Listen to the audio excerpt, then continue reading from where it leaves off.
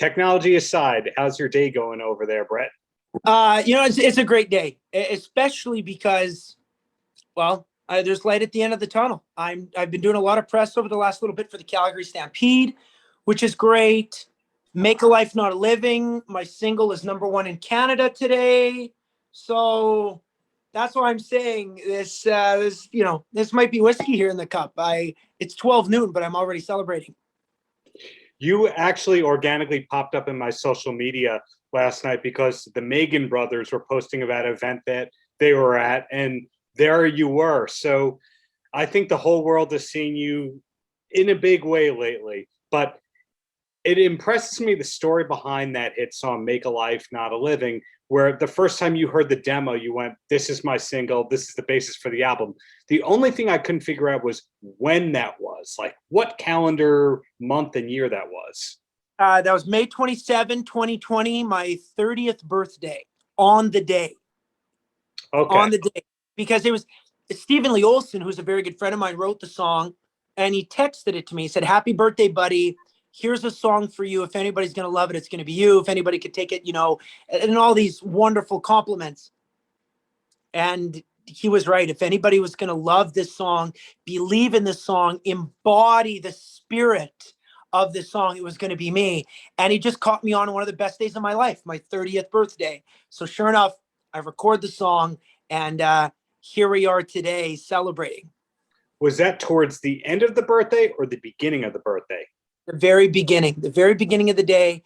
I was out on a quad ride, out in our four-wheeler with my kids, and I was just going up and down the rolling hills on our ranch that's been in our family for over 100 years. And I was in such a good mood, such an inspired state, especially because, as you know, I mean, May of 2020, late May of 2020, we've now been into a pandemic for 2 months, and we don't know how to feel. We don't know what's up. We don't know any of these things. Right. So there was a lot of darkness, and I felt a real dark cloud over me. So to get this amazing song and to be in this amazing place, it felt really, really good to celebrate and have some positivity and have some light shining through the dark cloud. So you get the song, you know right away, this is a gem for my career. Whether or not it's a hit, this is a gem. How long had your buddy been sitting on this song for? That's a great question, and I've never asked Stephen Lee. I don't know if this is a song he might have written the day before and then sent it to me because it was so brand new, or if this is a song that maybe he'd written 5 years ago and he can't believe nobody's cut it yet. Because I had a song called Drink About Me that I recorded of a friend of mine named Matt Rogers in Ben Stennis. And I had heard the song while I was driving in Hollywood in California with our team, and Jeff Davis from Go Long Entertainment played me this song, and he said he can't believe it hasn't been recorded yet. And I remember thinking that Drink About Me was a massive song, and I agreed with him. I couldn't believe nobody had cut it yet. So a few weeks later, I played the Bluebird, and I invited Matt Rogers to be my special guest. Mm-hmm. And I sat side by side, and I asked him, of all the songs and the number ones that you've had, you are such a prolific songwriter. There've got to be some amazing songs that you can't believe haven't been recorded by McGraw or Chesney or Blake or Gar, somebody. And he said, yeah, it's a song called Drink About Me, which I was hoping he was going to play. So he played that one. And I, at that time as well, looked him dead in the eyes with a sold out Bluebird who can attest. And I said, I need to record this song. And he said, well, it's yours. And sure enough, I did. So I love being inspired by the music. And twice now, I've been able to really follow a hunch on a song. As somebody who's worked in artist management, I found that there are some artists that just say, hey, my manager knows what they're doing, let them keep it going. And then there's other cases where the manager says, hey, this artist, I believe in them. They can lead the train. They have instinct. That's why I'm working with them. So it's really good to see that your team goes, hey, Brett knows what he's doing. We trust his instinct, as opposed to, it's a good song, but maybe we'll find something better.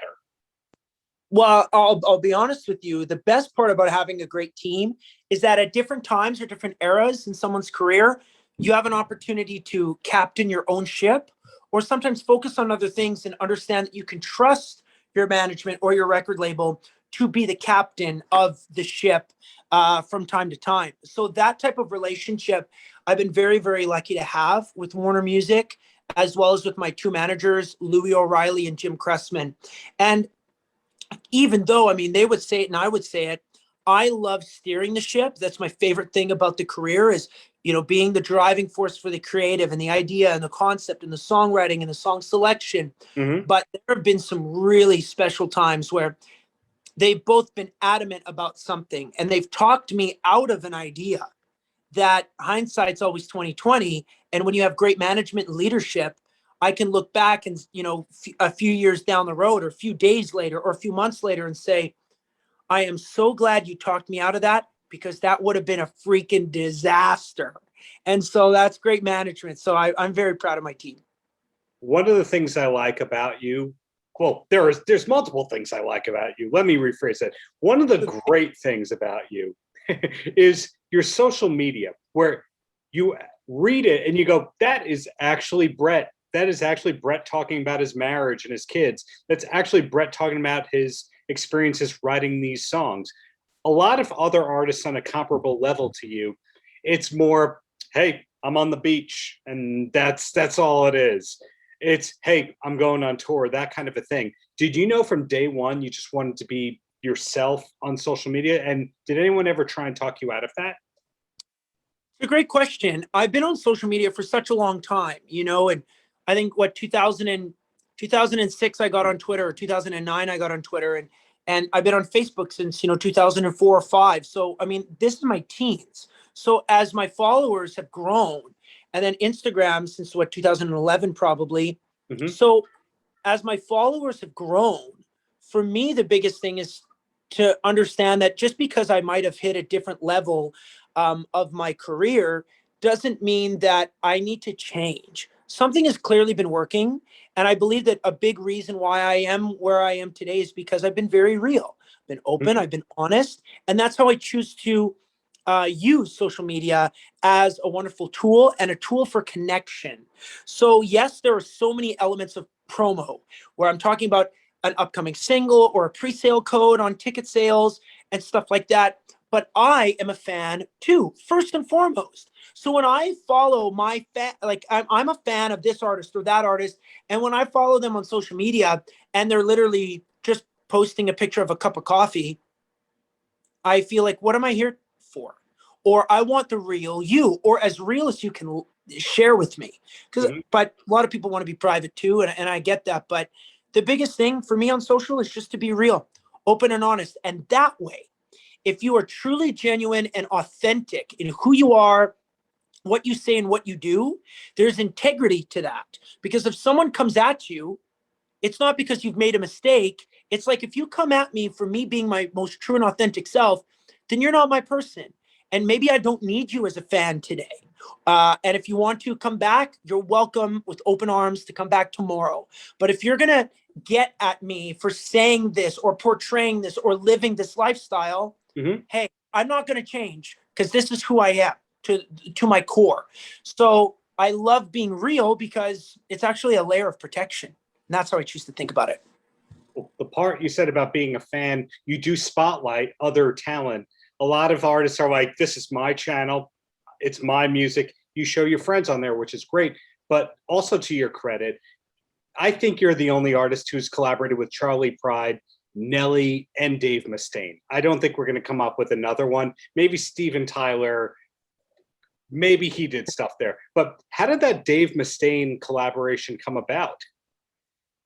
Dave's a really good friend of mine. We haven't been able to stay in touch that much over the last year or so, but I got to meet Dave in Nashville through my agent Jim, who's promoting a Megadeth tour up in Canada. So when I met Dave years ago, we always stayed in touch, and we were aligned on a lot of things. On how his children are. Electra is actually a little bit closer to my age. but you know, how he's raising his kids and how my wife and I are choosing to raise our kids, and what he thinks about this and what he thinks about that, what I think about this, what I think. We're just aligned. And I have so much respect for Dave as not just an entertainer, but as an entrepreneur and as a dad, and a husband too. So when Electra, his daughter, was doing a songwriting camp for her new album in Glasgow, Scotland, I was invited to go and write songs with her. So I brought my wife, Cecilia, and our little baby at the time, Mila. She's now 5. But we flew to Scotland. And what was interesting is that I rented a minivan because I had so much luggage and a crib and car seats and strollers. So when I drove from the airport to this beautiful estate in Kissel where we were staying to write songs, when Dave had like 4 or 5 days off from his European tour, he wanted to be picked up. And I was the only one brave enough to drive on the opposite side of the road and drive this manual transmission minivan thing through the mountains of Scotland and go pick up Dave. And so we had like a 2-hour drive where we listened to music and we chatted about life. And he said, so we've been friends for a while now. And I said, yeah, and I'm driving. And said, so when are you going to ask me to do something on one of your records? I looked at him and I said, you mean you'd actually want to do something?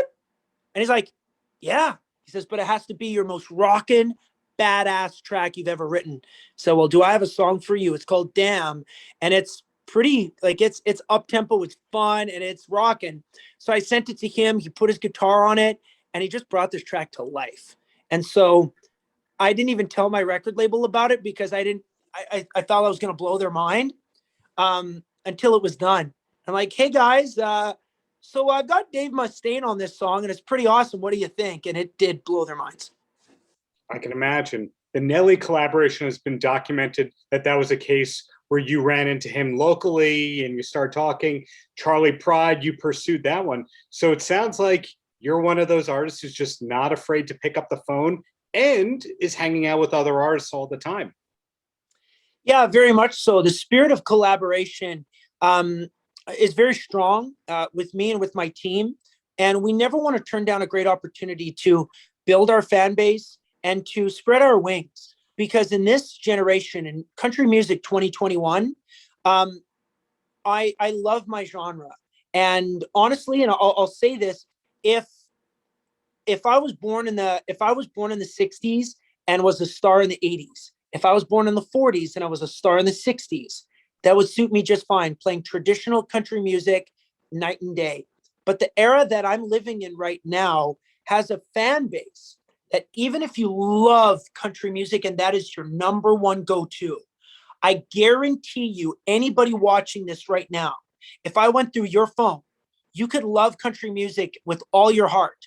But I guarantee you've probably got maybe a song by Frank Sinatra, some Megadeth, which goes into Metallica, which goes into Rush, which goes into Bachman Turner Overdrive, which goes into Michael Bublé, which then goes back into Frank Sinatra, which goes to Rihanna, which goes to Paul McCartney, to Led Zeppelin, to Steven Tyler, back to Brad Paisley, to Charlie Pride, to Johnny Cash, and circle its way back to Chris Stapleton, just because that's how people listen to music now.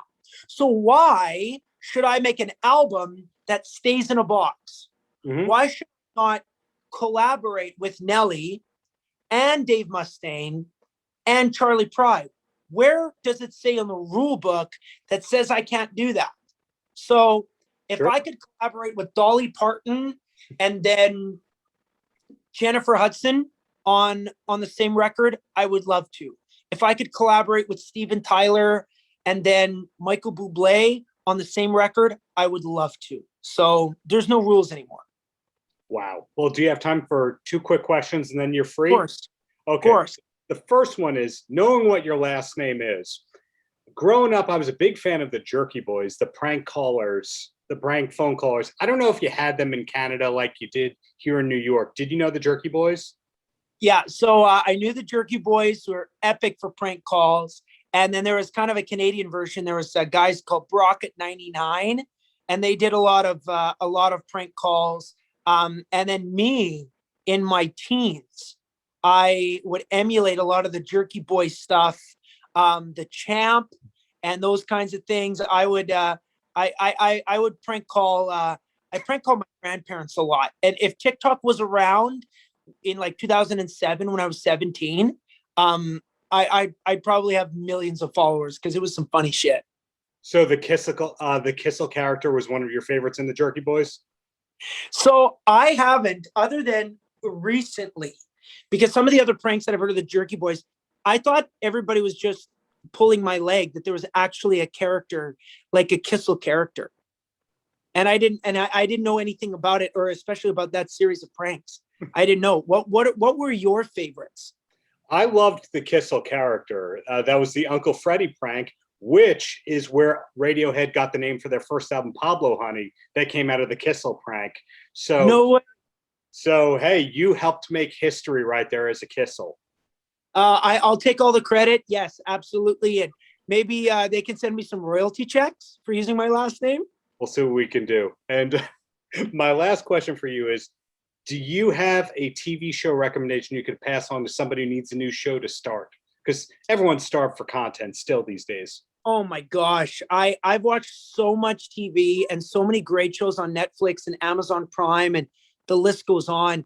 I mean, I binged Yellowstone from start to finish, and I loved it. Being a guy who grew up on a cattle ranch and owns land up in northeastern Alberta and wants to keep it in my own family for generations, and I don't know, fight off the tourists. And if a biker gang came to my land, I want to send all my cousins who are rodeo cowboys to go beat them up. Like, I don't know. It's Yellowstone's an epic show. Peaky Blinders is one of my favorites.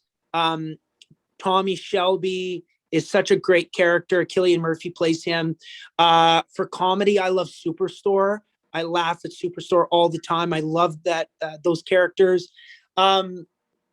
I don't know, the list goes on. And there's so many great documentaries. Garth's The Road I'm On.